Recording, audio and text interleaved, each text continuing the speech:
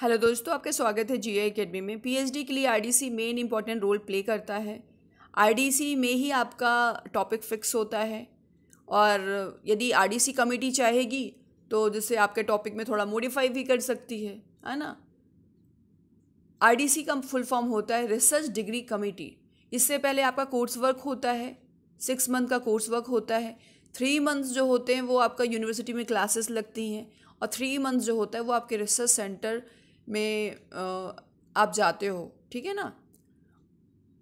वहाँ 75% ज़रूरी है दोनों जगह।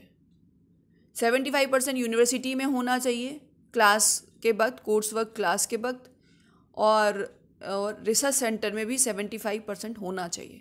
तभी जाकर के आप कोर्स वर्क एग्ज़ाम में बैठ पाओगे।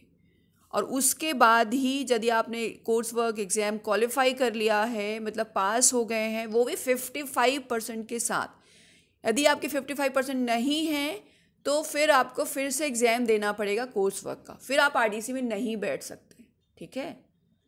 और आरडीसी आपकी जैसे कोर्स वर्क हो जाता है तो 6 मंथ बाद आपकी आरडीसी हो जाती है। आरडीसी में 5-6 मेंबर बैठते हैं, जिसमें आपका वीसी बैठता है और फिर और आपके डीन बैठते हैं, आपके डिपार्टमेंट के डीन। जैसे मान लो आप फिजिक्स से हो तो फिजिक्स के डीन बैठेंगे, वो भी यूनिवर्सिटी के डीन बैठेंगे, मतलब यूनिवर्सिटी में फिजिक्स डिपार्टमेंट की डीन बैठेंगे, ठीक है ना। और जो जो आपका टॉपिक है उससे जो भी टॉपिक है, जैसे मान लो आपका कोई टॉपिक ऐसा है तो उसका कोई एक्सपर्ट बैठेगा। फिर उसके बाद आपका पीपीटी प्रेजेंटेशन होता है, उसी में हम सिनॉप्सिस का यूज़ करते हैं। आपके टॉपिक का सिनॉप्सिस होता है, ठीक है ना। तो चलिए हम ऑर्डिनेंस 11 देख लेते हैं कि कैसे बनाना होता है सिनॉप्सिस को। ये देखिए, ये है परफॉर्मा फॉर सिनॉप्सिस, ये लिखा हुआ है propose research of synopsis of propose research, ठीक है। ये ऑर्डिनेंस 11 है, ठीक है ना, जैसा कि आप देख पा रहे हैं ऑर्डिनेंस 11 है। आप भी डाउनलोड कर लें और आप भी देख लें, स्ट्रिक्टली पढ़ लें, ठीक है ना।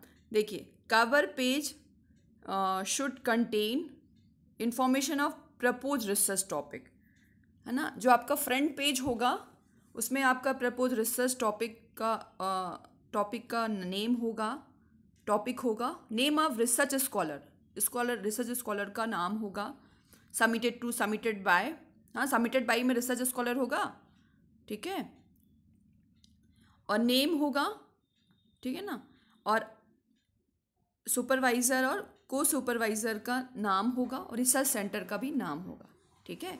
इतना आपको सिनॉप्सिस में फ्रंट पेज में करना है। आप देख लिया आपने, सबसे पहले टॉपिक होगा, टॉपिक के बाद नेम ऑफ रिसर्च स्कॉलर, फिर उसके बाद सुपरवाइज़र नेम, है ना, सबमिटेड टू रिसर्च, मतलब सबमिटेड टू ये लिखेंगे आप सुपरवाइज़र या को सुपरवाइज़र, और सबमिटेड बाय अपना नेम और रिसर्च सेंटर नेम। मैं इसका वो दिखा दूंगी बाद में कि कैसा होता है वो, या कि फिर मैं चाहूँगी इसी वीडियो में दिखा सकती हूँ। चलिए देख लेंगे अपन बाद में। हम पहले देख लेते हैं कि क्या क्या है points. The synopsis should contain following information, title of propose research, ठीक है। उसके बाद आएगा introduction giving purpose of research, ये आपको देना है। लिटरेचर ऑफ रिव्यू, जब आप कोर्स वर्क करते हो उसी के दौरान आपको सारी इन्फॉर्मेशन दे दी जाती है, सारा कुछ पढ़ा दिया जाता है। आप याद रखना, कोर्स वर्क को अच्छे से आपने पढ़ लिया, नोट्स बना लिए, ठीक है ना। वैसे यूनिवर्सिटी में अच्छे से पढ़ाई होती है, इसमें कोई वो नहीं है कि पढ़ाई नहीं होती, पढ़ाई होती है। तो जिससे कि आपको सब समझ में आ जाएगा लिटरेचर ऑफ रिव्यू कैसे बनाएंगे, ठीक है ना। और एक कोर्स वर्क के दौरान ही एक मार्कशीट मिलती है, मतलब आफ्टर कोर्स वर्क, फिर उसके बाद एग्ज़ाम होता है, फिर उसके बाद आपको मार्कशीट में भी लिटरेचर ऑफ रिव्यू होता है, जो कि आपके टॉपिक से रिलेटेड रहता है, ठीक है। आपको रिव्यू करना पड़ता है, अपने टॉपिक से रिलेटेड लिटरेचर का रिव्यू करना पड़ता है। और ये यदि आपको कोर्स वर्क के टाइम यदि आपने अच्छे से समझ लिया सारा कुछ, रिसर्च मेथोडोलॉजी तो और कंप्यूटर एप्लीकेशन, तो कहीं ना कहीं आपको कोई दिक्कत नहीं जाएगी। खुद से ही सब कुछ टाइप कर पाओगे, खुद से अपना सिनॉप्सिस तैयार कर पाओगे, खुद से थीसिस तैयार कर पाओगे, ठीक है ना। तो यही है कि आप अच्छे से ध्यानपूर्वक पढ़ना और अच्छे से पढ़ना। जो भी नहीं बने ना, डायरेक्ट क्लास में हो पूछना, या आपको इंग्लिश मीडियम हो या हिंदी मीडियम हो, कोई दिक्कत नहीं है, पूछना मतलब पूछना है, ठीक है।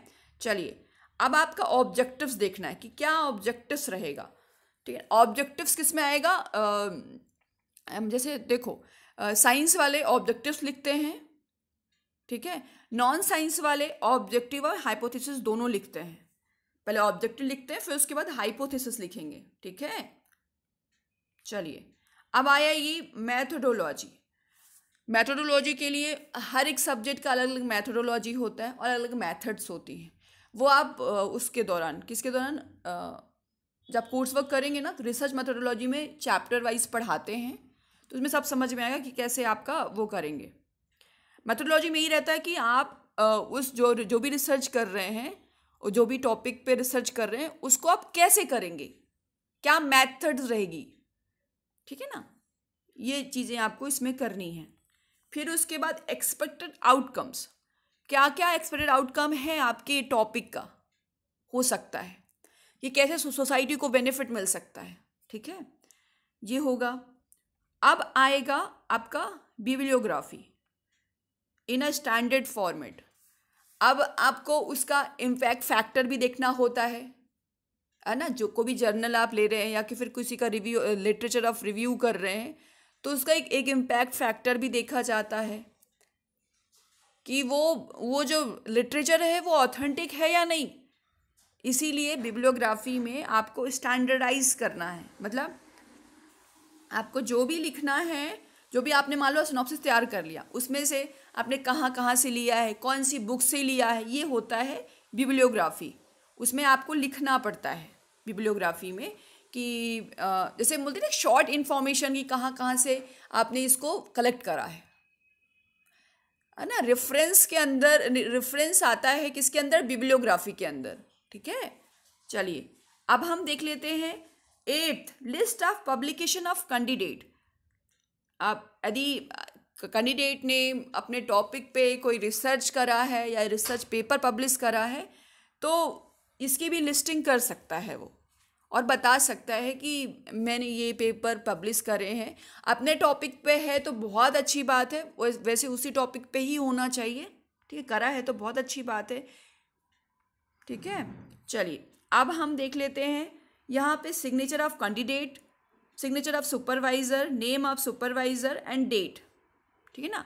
नेम ऑफ सुपरवाइज़र के नीचे आपको पूरा एड्रेस लिखना होगा, मतलब किस कॉलेज में है, असिस्टेंट प्रोफेसर हैं कि फुल प्रोफेसर है, ये सब आपको मेंशन करना पड़ेगा। मैं आपको दिखा दूंगी तो आप वो कर लेना, ठीक है ना। लेकिन इस वीडियो में नहीं दिखाऊंगी क्योंकि इतना लॉन्ग वीडियो बन जाएगा ना, तो फिर दिक्कत जाएगी। सिग्नेचर ऑफ को सुपरवाइज़र, नेम ऑफ को सुपरवाइज़र। यदि आपने को सुपरवाइज़र, जैसे मान लो आप बहुत दूर से बिलोंग करते हो, तो आपने यदि को सुपरवाइज़र हायर करा है ना, तो उनका भी नाम होना चाहिए।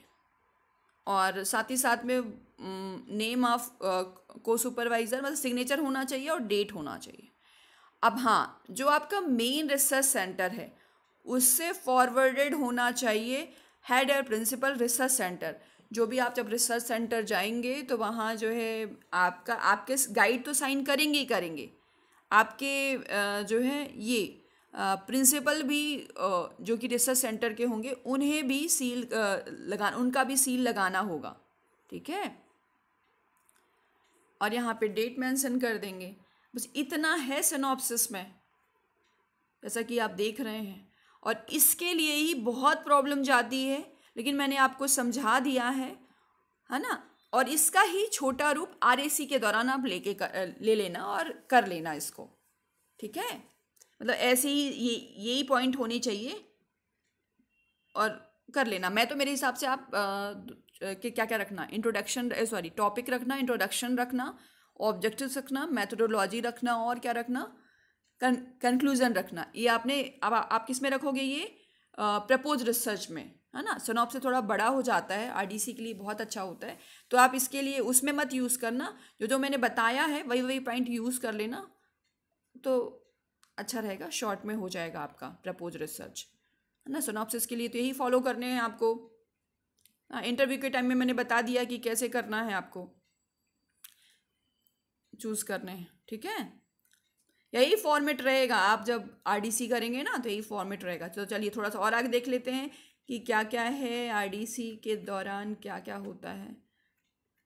1 मिनट, कहाँ गया, 1 मिनट। मैं ऐसा करती हूँ तो मैं दूसरे वीडियो में बना दूँगी ये सब चीज़ें, है ना, कि क्या बोलते हैं रिसर्च डिग्री कमेटी के लिए कौन कौन से मेंबर्स बैठते हैं, है ना, और कैसे क्वेश्चंस किए जाते हैं। मैं सब ये बाद में बता दूँगी। आप लोग को समझ में आ गया है ना कि सिनॉप्सिस कैसे तैयार करना है। लेकिन वो कोर्स वर्क के एग्ज़ाम के बाद ही आरडीसी होगी आपकी, है ना। अभी आपकी आरएसी होगी, मतलब आरएसी मतलब इंटरव्यू एक तरह का।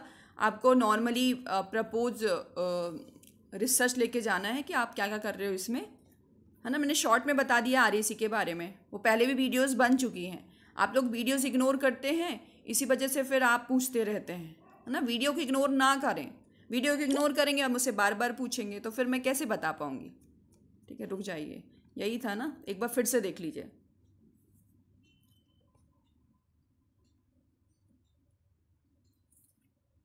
And thank you.